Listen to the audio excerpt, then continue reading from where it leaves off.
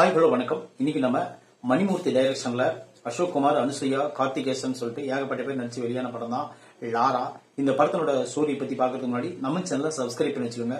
அப்பதான் நான் போடுற வீடியோ உங்களுக்கு வந்து கிடைக்கும். லாரா இது வந்து ஒரு கிரைம் த்ரில்லர் படம். இந்த படத்தோட ஸ்டோரி என்னன்னு பாத்தீங்கன்னா, ஓபனிங்ல ஒரு வீட்டுல ஒரு பீரோவில் வந்து உடைக்கப்பட்டு நகை கொள்ள போயிருது.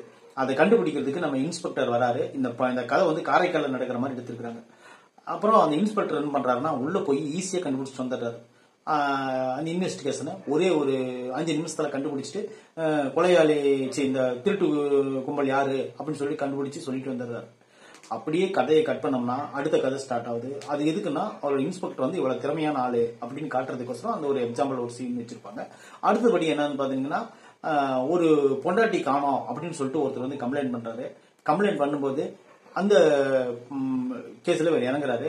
இறங்கும் போது கடல் அலை ஓரமா ஒரு பணம் வந்து ஒதுங்குது, பெண்ணோட பணம். அது வந்து என்ன பாத்தீங்கன்னா, முகமெல்லாம் சிதைக்கப்பட்டு ரொம்ப கொடூரமான முறையில் இறந்து கிடக்குது. அந்த பொண்ணு யாரு, இந்த தொலைஞ்சு போன ஒருத்தருடைய மனைவி யாரு, எங்க போனாங்க அப்படிங்கறது மொத்தமாவே இன்வெஸ்டிகேஷன் பண்ணி கண்டுபிடிக்கிற படம் தான் இந்த லாரா. இது வந்து ஃபர்ஸ்ட் ஹாஃப் வந்து உண்மையிலே இந்த படம் வந்து ஒரு விறுவிறுப்பாகவும் ஒரு சுறுசுறுப்பாகவும் போச்சு. அதுக்கு காரணம் இன்வெஸ்டிகேஷன். அவரு கார்த்திகேசன் வந்து உண்மையிலே போலீஸ் இன்ஸ்பெக்டரா வந்து ஒரு மிரட்டியிருப்பாரு. அவருடைய பார்வையும் சரி, அவர் பேசுற பேச்சும் சரி, உண்மையிலே அந்த அளவுக்கு நல்ல ஒரு பர்ஃபெக்டா இருந்துச்சு. அதுக்கப்புறம் மீதி இருக்கிற சீன்ல பாத்தீங்கன்னா, மிடுக்காவும் வந்துடுறாரு. அதுக்கப்புறம் அந்த கவுன்சிலர் அடிக்கிற சீன் ஆகட்டும், அப்புறம் வந்து அந்த 2 வாலிபர்களை பிடிச்சி மிரட்டி டார்ச்சர் பண்ற சீன் ஆகட்டும், நல்லாவே நடிச்சிருந்தாரு அவரு.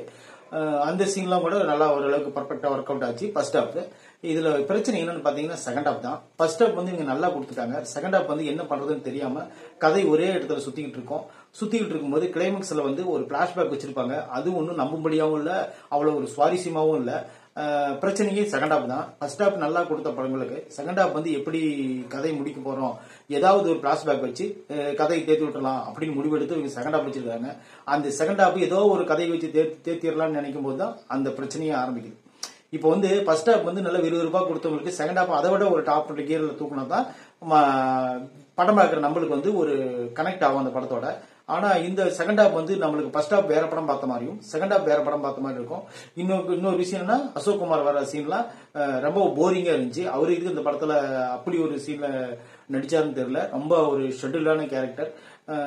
அப்புறம் அந்த ஆதரவற்ற இல்லத்துல வளர்ற அந்த நிறைய ஒரு சீன் என்ன சொல்றது, இந்த படத்துல செகண்ட் ஹாஃப் நீங்க பாத்தீங்கன்னா உங்களுக்கு கொஞ்சம் போர் அடிக்கும். ஃபர்ஸ்ட் ஹாஃப் ஓகே ஆகும், செகண்ட் ஹாஃப் வந்து சுமார். இந்த படத்துக்கு வந்து ஒரு 40 to 45 மார்க்குள்ள கொடுக்கலாம். அதுக்குண்டான ஒருத்தான படம் தான் இது லாரா. இந்த படம் பிடிச்சிருந்தா கண்டிப்பா போய் நீங்க பாருங்க. இந்த விமர்சனம் பிடிச்சிருந்தா கண்டிப்பா நம்ம சேனலை நீங்க சப்ஸ்கிரைப் பண்ணி வச்சுக்கோங்க. நன்றி.